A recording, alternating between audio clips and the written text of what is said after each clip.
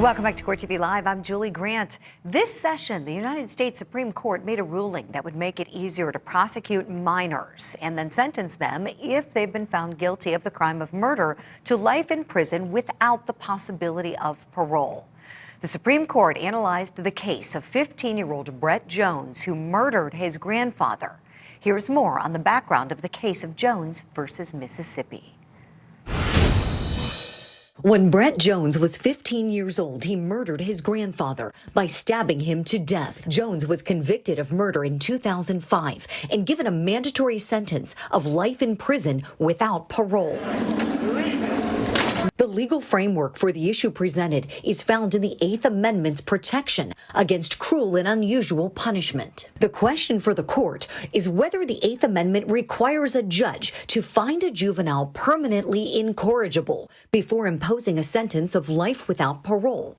Permanently incorrigible meaning no hope for reform or rehabilitation for the juvenile. During oral arguments, Chief Justice John Roberts pressed Jones' attorney on what they're arguing a court ought to do before imposing a life without parole sentence. And obviously you want more than just a hearing at which you'd have an opportunity to raise the arguments. But what is it in the middle there? Is it just a statement on the record at some point during a hearing?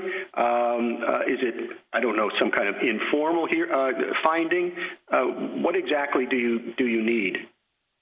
On the most fundamental level, Your Honor, what we need is a sentencing judge who understands that permanent incorrigibility is the dispositive rule and determines whether the defendant fits within that rule. The High Court's newest justice, Amy Coney Barrett, pressed Jones' attorney as to why they didn't pursue a different legal ground for relief. I have a question about an as-applied Eighth Amendment challenge here. I take it that you think that Mr. Jones can bring such a challenge.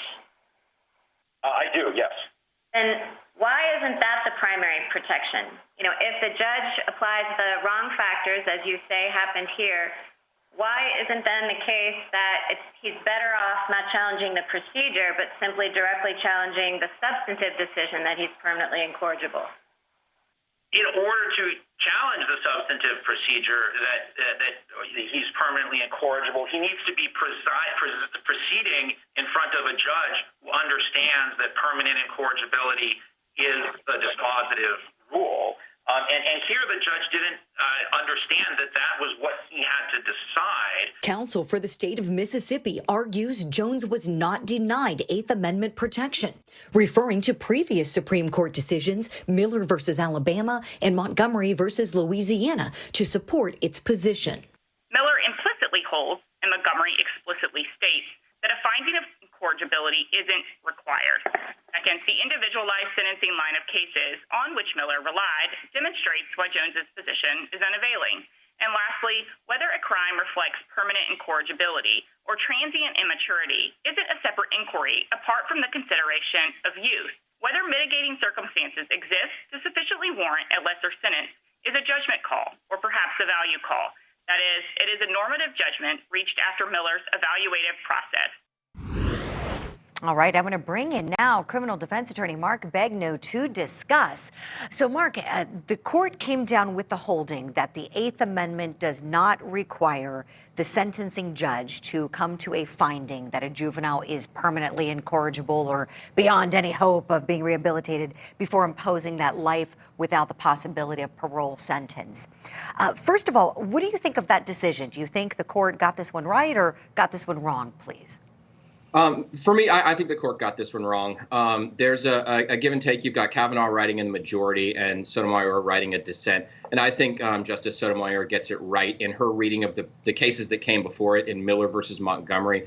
There's language from Miller and Montgomery talking about how permanent incorrigibility really is the hallmark of when a juvenile can be sentenced to life without the possibility of parole. And I agree with Justice Sotomayor that this decision, the Jones decision, really scales back that protection when just making the age of the criminal defendant one of many factors that a judge can look at. Mm-hmm.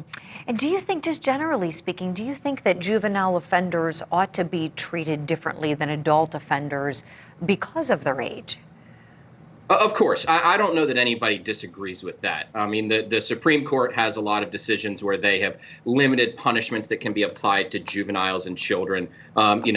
Executions are constitutionally not allowed for any minors or juveniles. Mandatory life without parole isn't allowed. And that's because, as anybody who has children or anybody who knows children can say, younger people, there's immaturity, they're susceptible to outside pressures. And also, the type of punishment here, life without parole, is a huge sentence. Imagine the difference between somebody spending life in prison when they're 14 versus somebody spending life in prison when they're 75. There's just a huge difference between sentencing an adult and sentencing a juvenile or a child. Oh, definitely, Mark. I have some statistics we pulled just for the purpose of this discussion. Some of this just blew my mind. So did you know that the United States is the only nation that allows juvenile life without parole sentences? 29 states in our country allow juvenile life without parole sentences. Pennsylvania, Michigan, and Louisiana account for about 2/3 of those sentences. And I even have one more. 25 states plus D.C. have banned life without parole sentences for juveniles. So, we're kind of all over the place. I mean, I thought it was kind of astounding that we're the only country in the world that permits this to occur. What do you think about that? And how harshly we are treating crimes that are committed or delinquency by juveniles? I mean, it's horrible that we sentence somebody who's 14-year-olds. Even we're talking about people who commit very serious acts. I mean, life without parole. We're talking about children who commit murder. So, let's not minimize that. But still, a life without parole sentence, spending 60, 70, 80 years in prison for a crime you commit when you're 14 to me, it's cruel and unusual.